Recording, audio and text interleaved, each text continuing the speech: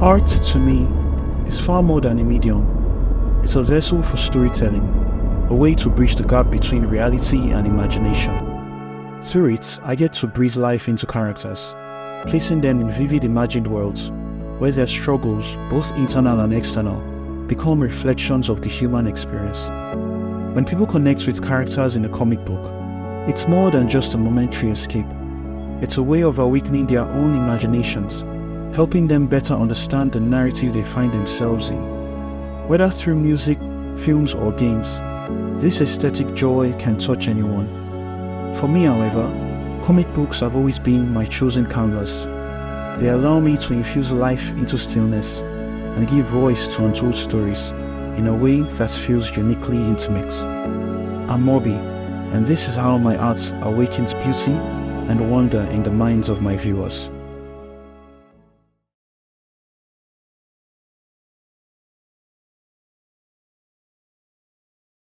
Hi, I'm Morby, also known as Morby, and welcome to my experience of going for Lagos Comic Con 2024.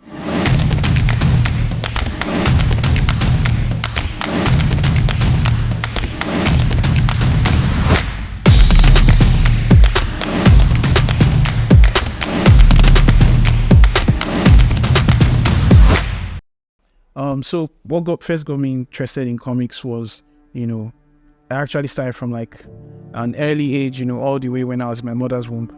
I'm just kidding. Actually started from when I was, I think, 6 or 7. I had, my mother brought, a comic book, that she got from the store. It was an X-Men comic book, to be precise. And, that was the first time I had an encounter with that kind of medium, because I was used to watching cartoons, seeing them on the screens, but that was the first time I saw something actually being trapped on the paper, and I was like, actually surprised to actually see a product like that. So fast forward then, after that, I tracked Super Strikers, which is a very, very common, comic book for people that live in my part of the world, Nigeria. And, from then on, that was when I actually got fascinated with the medium. That was, in terms of influences, I think Super Strikers was one of my, biggest influence. I remember just, a few months after patronizing and getting a few volumes and copies of Super Strikers, I started my own, as it were, my own comic book. But back then, I just had a pencil and a paper. So I worked with exercise books, drew on them, right? And, I remember the first thing I started trying to create was another, soccer comic. And back then I was lucky because I had, my brother, and both of us were brainstorming ideas, coming up with stories that just incidentally happened to be a ripoff of the recent, edition of what we read in the Super Strikers comic book. Or maybe we just finished watching a movie. I remember back then Lord of the Rings was big, Star Wars was big, and a few, blockbusters then, and we'll just try to recreate them on paper. So basically that's what first got me into comic books, and yeah, it's been a sweet ride all the while.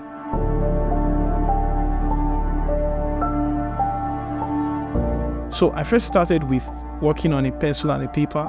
Like I said, my very earliest tools were just a simple exercise book and a pen, right? And sometimes a pencil.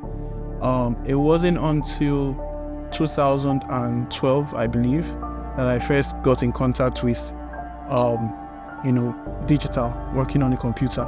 And my very first, tools were a rickety, HP computer that was passed down to me, and a mouse, right? And, I just started working with Photoshop 7 then.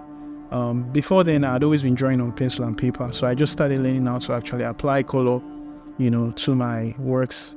I remember the first thing that confused me was, working with layers, so I was fortunate enough to connect with a local studio in where I live, Lagos, and, I had someone that put me through with all those things. So that was my first experience. And then a few years down the line, I now had, the opportunity to find out more about how, to get my works more professional, and then started getting things like tablets, screenless tablets. Then after that, I now went to get a screen tablet, an iPad, and then here we are.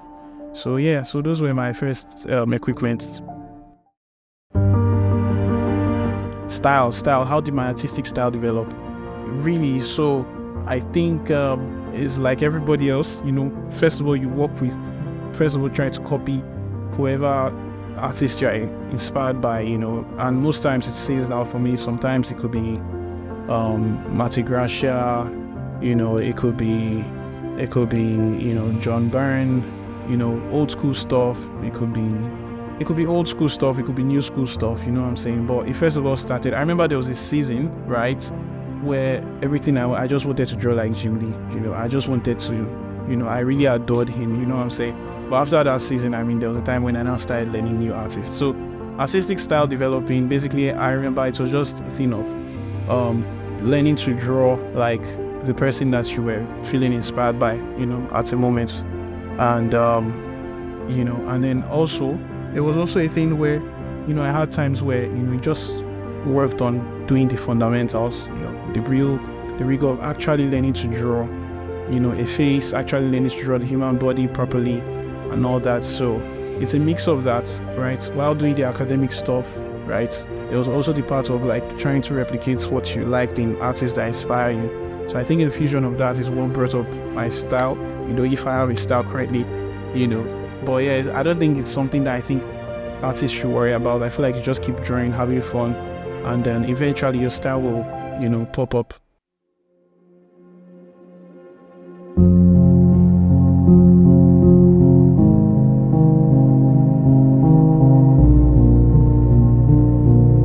Lagos Comic Con, my first time of attending was in 2012.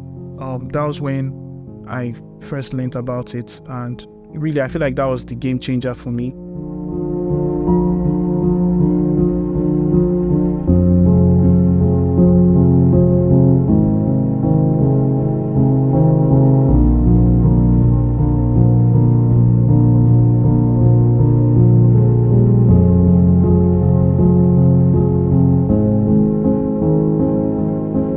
Back then, all I did the drawing thing was, it was just this thing where it was just me, and, a few people around me, right? But going there for the first time opened my eyes to the fact that, hey, there are a lot of people just like you. There are a lot of geeks, there are a lot of nerds. There are a lot of people that grew up watching the same things you watched, reading the same things you read. And so 2012 was a game changer for me. And that was when it was like, it opened my mind to the fact that, yes, I think I want to, do comic books seriously. I think I wanted to do drawing, seriously.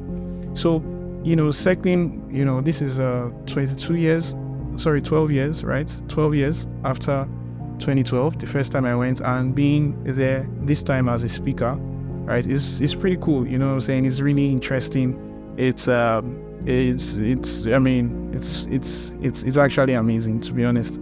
So being there as a speaker, and especially because we're going there to actually share a success story, because one of the comic books we've worked on, is getting its own animated series, right? It's really something that was so cool, you know what I'm saying? So yeah, it's really cool. And I really had a lot of fun with it, being able to see fans, say hello to people, do some signings, actually connect to the people that you are creating these stories for. And, it was even fun seeing people cosplaying in some of the costumes, and the discussion was really rich. We had some really awesome questions that came in with, some of the people that, wanted to know a lot about, the comic, the series. So it was really, really awesome. It's like a full circle moment, and I really had a lot of fun.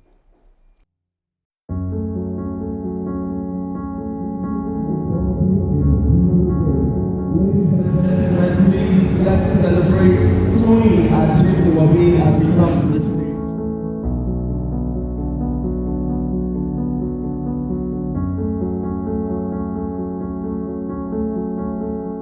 The panel session, what I really want a lot of people to take out of it is the fact that, we're here, we see and hear, everything that, our fans are saying to us about, the stories, and, that even the team that is always working together to create something, that everyone will enjoy at the end of the day.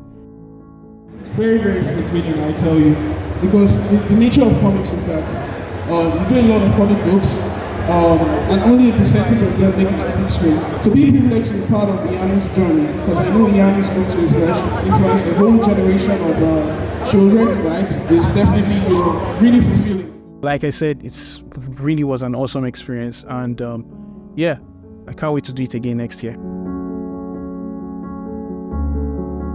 Yeah, so I think conventions primarily are important for almost any profession, really, but especially for the creative community. You know, usually when you are doing something creative, you are, you know, stuck in your own, I won't say, well, stuck is quite a heavy word, but you are usually, you know, indoors facing your artwork, and you don't get to show it to the world until it's done, right? So artists spend a lot of time just with themselves and the work, you know. So I think it's always nice to have those communities, conventions where we come around together, you know, and actually, you know, say hello to each other, share our works to each other, you know, get feedback from people that we're actually creating the work for, you know, and actually meet people that do the same thing you do, and make connections with them. I mean, I've had a lot of friends that are not necessarily artists, but they are also creative people, right? And, you know, from there, we've done great things together.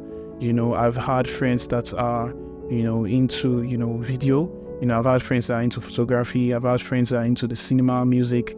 You know, so, you know, apart from comics and art, it's always good that creative people find a space to interact with one another and actually convene, because that's where convention is from anyway, you know.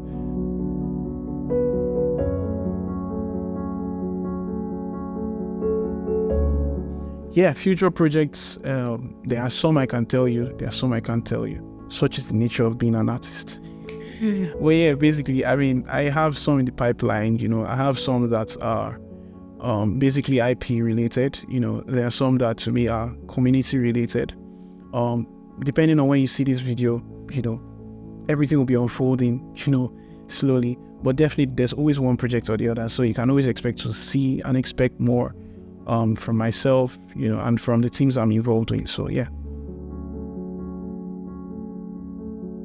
So it's funny how every time I'm asked to give an advice to aspiring artists, my answer changes depending on what phase I'm in life.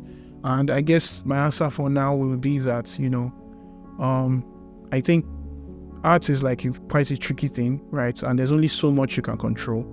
You can control what you do about your art, you know, how you are improving your work, how you're enjoying your work, but you can't really control people's reception of your work. So I think my advice to aspiring artists is to focus on what they can really control, and which is the fact that you can work on your portfolio, you can work at enjoying your work, you can work at creating your passion projects, you know, and, you know, don't stress too much about the things you can't control, which is, will people like it, you know, is it good enough for people to enjoy it, you know. Just work at the things you can control and just enjoy your art journey as you control those things. At the end of the day, when you focus on those things you can control, the other aspects that I mentioned will actually sort themselves out. So I guess that's pretty much what I'll say.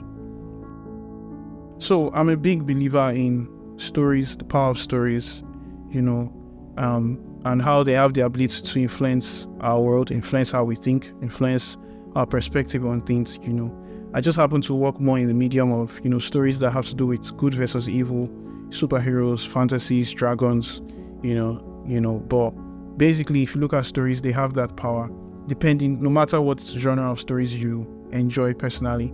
So one of the things I'm really excited of is the fact that, you know, we had this comic convention, we had a story to share with the world, and you know, one of the things I'm excited about is doing that again with another story, and another story, and another story, you know, and keep the aesthetic spirit in everyone alive, and just pass across good messages through the arts that I make, you know, for the world.